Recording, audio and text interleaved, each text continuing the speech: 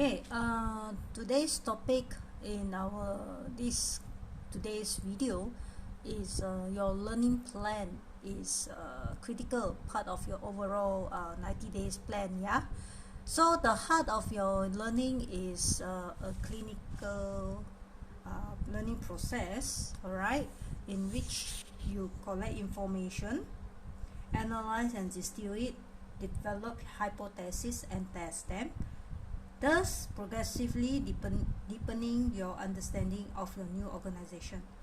Of course, obviously, the specific insights you decide to pursue will vary from situation to situation. You see from here, right?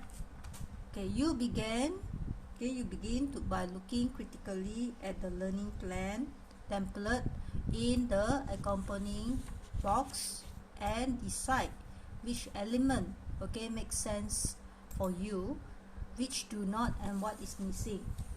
Okay, so the next topic, we will explore different types of transition situation and return to this subject of what you need to learn and when. Okay, so this is the learning template before entry. Okay, what you do is you read whenever you can find about the organization's strategy, structure, performance and people. Then you look for external assessments of performance of the organization. You will learn how knowledgeable, fairly unbiased people view the organization. If you're a manager at a lower level, talk to people who deal with your new group as suppliers or customers. Okay, next, find external observers who know the organization well, including former employees, recent retirees, and people who have transacted business with the organization. Ask these people open-ended questions about the organization's history, politics, and culture. Talk with your predecessor if possible. Next is talk to your new boss. As you begin to learn about the organization, write down your first impression and eventually some hypotheses. Compile an initial set of questions to guide your structured inquiry once you arrive. Okay, soon after entry. So review detailed operating plans, performance data, and personal data. Alright, next, and meet one-on-one, okay, with your direct reports and ask them the questions you compile. You will learn about convergent and divergent views and about them as people. Okay, assess how things are going. Okay, key interfaces from the inside. You will hear how salespeople, purchasing agents, customer service representatives, and others, okay, perceive your organization's dealing, okay, with external constituencies. Okay, you will also learn about problems they see that others do not. Test strategic alignment from the top down. Ask people at the top what's the company's vision and strategy are. Then see how far into the organizational hierarchy those beliefs penetrate. You will learn how well the previous leader drove vision and strategy down through the organization. Test awareness of challenges and opportunities from the bottom up. Start by asking frontline people how they view the company's challenges and opportunities. Then check the pulse of the organization. Okay, what you do is then you work your way up. You will learn how well the people at the top, okay, and then also after that you check the pulse of the organization. Next is you update your questions and hypotheses. Meet with your boss to discuss the hypothesis and findings. Okay, by the end of the first month, what you did was you gather your team to feedback your preliminary findings. You will elicit confirmations and challenges of your assessment and will learn more about the group and its dynamics. Then after that, now analyze key interfaces from outside in. you will learn how people in the outside, like suppliers, customers, distributors, and others perceive your organization and its strengths and weaknesses. Okay, then continue. Analyze a couple of key processes. Convene representatives of the responsible groups to map out and evaluate the processes you selected. You will learn about producing quality and reliability. You will learn about productivity. Okay, then after that you meet with integrators. You will learn how things work at interfaces among functional areas within the company. What problems do they perceive that others do not? Okay, seek out the natural historians.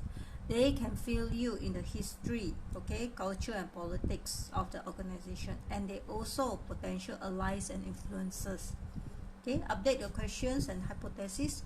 Meet with your boss again to discuss your observations. Okay, we have finished your learning plan. Okay, next is learning about culture. Okay, your most vexing business problems are likely will have a cultural dimension. Okay, in some cases you will find that aspects of existing culture are impediments, okay, to realizing high performance. You will thus to struggle to change them. Other aspects of culture will turn to be functional and thus worthy of preservation. Because cultural habits and norms operate powerfully to reinforce the status quo, it is vital to diagnose problems in the existing culture and figure out how to begin to address them. Okay? These assessments are particularly important if you're coming in from outside or joining a unit within your existing organization and that has strong subculture. Okay? You cannot hope to change your organization's work culture if you don't understand it. Okay? So one useful framework for analyzing an organization's work culture approaches, there are 3 levels of symbols. Okay? Norms and assumption. Okay, so these are the 3 culture. The first one, okay, what is symbol? Alright, let's see what's symbol. Symbols are signs including logos and styles of dress. They distinguish one culture from another and promote solidarity. Are there distinctive symbols that signify your unit and help members recognize, okay, symbols, okay, recognize one another? Norms, okay, norms are shared social rules that guide right behavior. What behavior get encouraged and rewarded in your unit? Okay, norms. Okay, what elicits scorn or disapproval? Next, assumption. Assumptions are often unarticulated beliefs that pervade and underpin social systems. These beliefs are the air that everyone breathes. What truths does everyone take for granted? Okay, to understand the culture, you must peer below the surface of symbols and norms and get at underlying assumptions. To do this, you need to carefully watch the way people interact with one another. For instance, do people seem most concerned with individual accomplishment and reward, or are they more focused on group accomplishment? Does the group seem more casual or more formal, more aggressive and hard driving, or more laid back? As my colleague, okay, noted, the most relevant assumptions for new leaders involve power and value. Okay, regarding power, the key questions are as follows. Who do the key people in your organization think can legitimately exercise authority and make decisions? What does it take to earn your stripes? Regarding value, what actions are believed by employees to create and destroy value? Okay, so employees that were proud of producing premium quality product, okay, so a decision to move down market could easily trigger resistance. Alright, for divergent assumptions about power and value, for example, between workers and managers, can complicate efforts to align the organization. Okay, some degree of divergence is of course unavoidable. Okay, the danger comes when the gap becomes too wide to be breached by effective communication and negotiation. Okay, next will be on the culture from 3 perspectives. Alright, that will be organizational culture, professional culture, and geographic culture. Okay, so you can think about the culture from these 3 perspectives: organizational, professional, and geographic. Okay, so you need to start zooming in to see organizational culture, then gradually widen your focus to see professional culture, and then focus broadly on geographic culture. Okay, what is organizational culture? Cultures within organizations or groups develop over time and can be deeply rooted. Organizational culture is expressed in a way people treat one another, like friendly, normal, formal, relaxed, okay, and the values they share: honesty, competitive, hardworking, okay, helpful, okay, the routines they follow as they hold meetings and exchange information, and so on. Okay, organizational cultures vary within across industries. For example, managers in an established traditional consumer product, okay, company may be comfortable with more elaborate processes and systems than managers in startup in the same industry.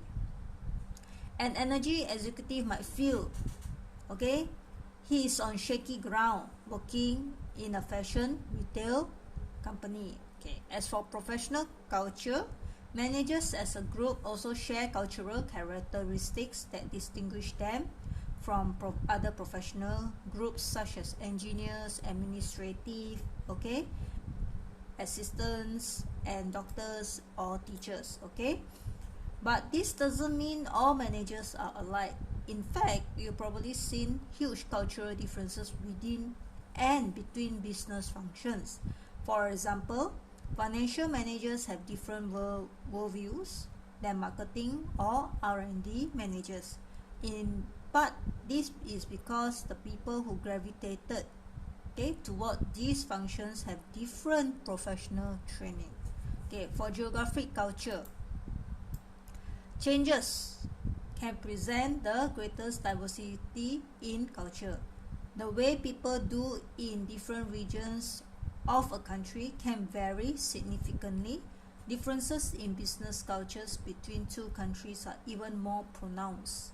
Okay, for example, US managers tend to work within a more individualistic culture, whereas Japanese managers stress more collectiveness, okay, values and behaviors. Okay, next, the thing that I'm going to discuss will be moving into new cultures. Okay, if you are moving to a new company within the same industry or to a new industry, from financial services to food management, for example, okay, you'll likely confront organizational cultural changes. Your new position may take you to a different functional arena. For example, from operating to marketing, or to a whole new level of responsibility. For instance, from a functional area to general management. Okay, in such cases, you will face professional cultural changes. Differences that are significant even when you move to a new position within the same organization. If you are taking a position with a division in your company that is located in a different city or region in your country or in another country, you'll likely face geographic culture changes. Okay, these different kinds of changes, okay, can overlap and reinforce one another. Okay, you see this picture? Okay, for instance, if you move to a new company that's in a new city or region, you face organizational and geographic cultural changes. It is actually useful to assess your cultural adaptation challenge on a scale of 1 to 10 on each of the 3 dimensions. Okay, on the organizational cultural dimension, a 10 will be more from a highly centralized process-focused organization to a highly decentralized relationship-focused organization. On the professional cultural dimension, okay, a 10 will be more move from finance to human resource or vice versa.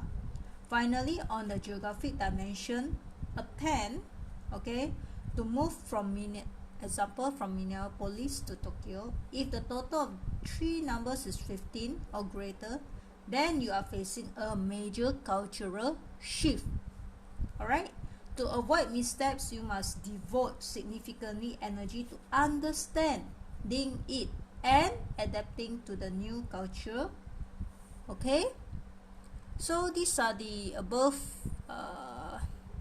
diagram. Okay, next, adaptation or authorization. Okay, after identifying the organizational culture to which you are moving, you need to decide whether to adapt or to alter the culture.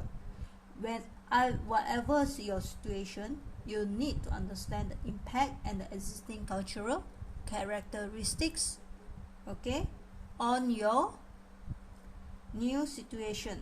Okay, in particular, you will want to assess which cultural characteristics are helping performance and which may be harming performance.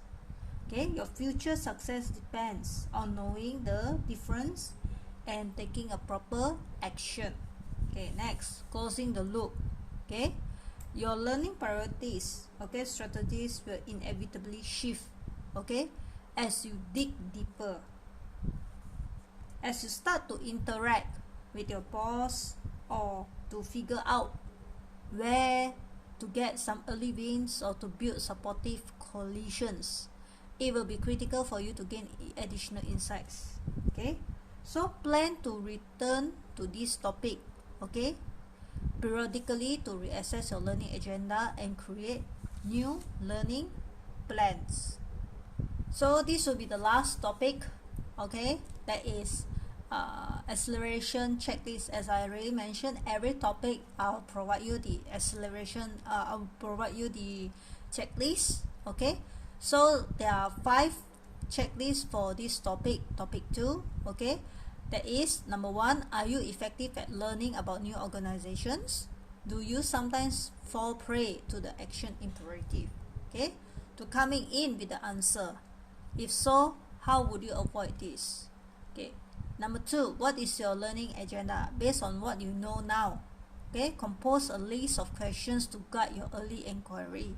If you have begun a form hypothesis about what's going on, what are they and how will you test them?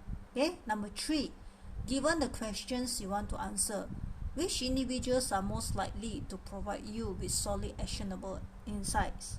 Number 4, how might you increase the efficiency of your learning process? What are some ways you might extract more actionable insights for your investment of time and energy? Okay, lastly, given your answers, okay, to the previous questions, start to create your learning plan. So I really hope, okay, really hope that this topic today, I really hope this topic 2 that is completed today will help you, okay, to your success. They are nearer one step, okay, out of 9 steps you're nearer one step. You're at step number 2, okay, to be successful in your first 90 days. So as you know, life in reality, okay, sucks, okay, when you know it's real. Okay, so life hurt, reality hurts, okay, and reality sucks. Okay, I hope this really will help you nearer by one step in your first 90 days learning. Okay, next topic I'm going to go through is the topic 3, that will be match strategy to situation. Okay, studios, have a nice day. I hope this will help you. Goodbye.